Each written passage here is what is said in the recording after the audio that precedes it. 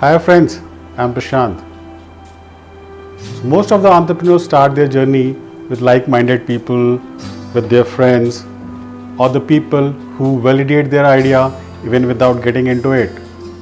They start their journey with those people, and as this will have its own honeymoon period, its own sweet period, and then there comes the living in together.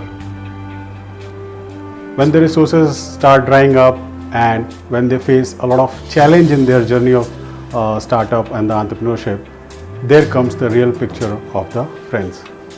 Most of the time these friends are good friends only when you have good times, but whenever there are stress times, whenever there are stress moments, the real picture comes into the play.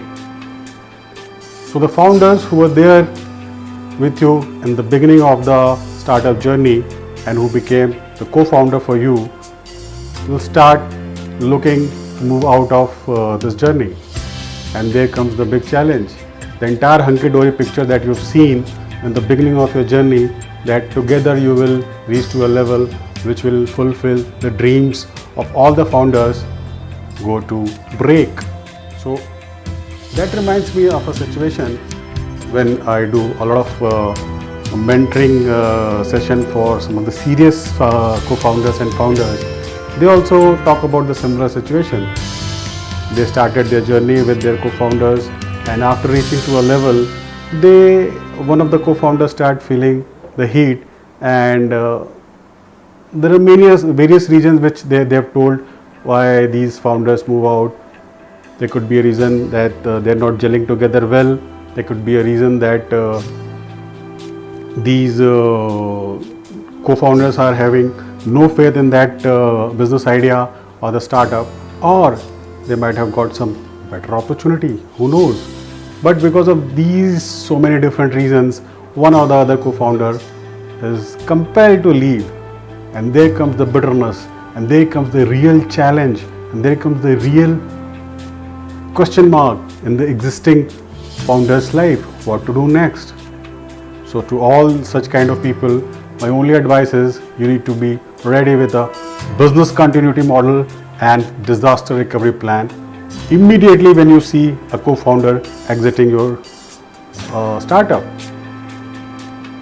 Well, how to go about this? So there are simple way forward for this. There are a few points that I teach all of them in my workshop. First and very important thing is you need to be away from the ostrich syndrome. The moment you think that the co-founder is not working, you need to immediately talk about all the issues that is existing at that point of time with all the existing co-founders as well as the co-founder who is moving away. And the next thing that you need to do is, before taking in the new co-founder, you need to follow this courtship period rule, where you need to spend some minimum time with them in order to figure out whether they gel well with you or not, and he is suitable to replace the existing co-founder. Another important thing to be done is to find a suitable replacement, because the co-founder with whom you started your journey was a person who was taking care of a particular task, particular role. So whether the replacement that you are looking for, that co-founder, would be good enough for you or not, whether this person coming on board after the co-founder exits will be taking care of his task completely and in the actual really diligent manner or not. And the last and most important thing is you need to manage your emotional agility very well. What happens most of the time when the co-founder exits, there are a lot of heartburns, because when you start a journey together, when you conceive a baby, the idea of your startup is nothing less than a baby for you. When you conceive that idea together with your other co-founders, when one of them leaves in between and you still want to pursue that dream and the other person doesn't think that way, so in that situation a lot of heartburns happens. What do you need to do then? You need to really manage your emotional agility very well. Rather than focusing on being vindictive or being heartburn in a situation of heartburn against that co-founder, you need to focus on your work, you need to focus on growing not only fast but faster, and you need to make your organization big in no matter of time.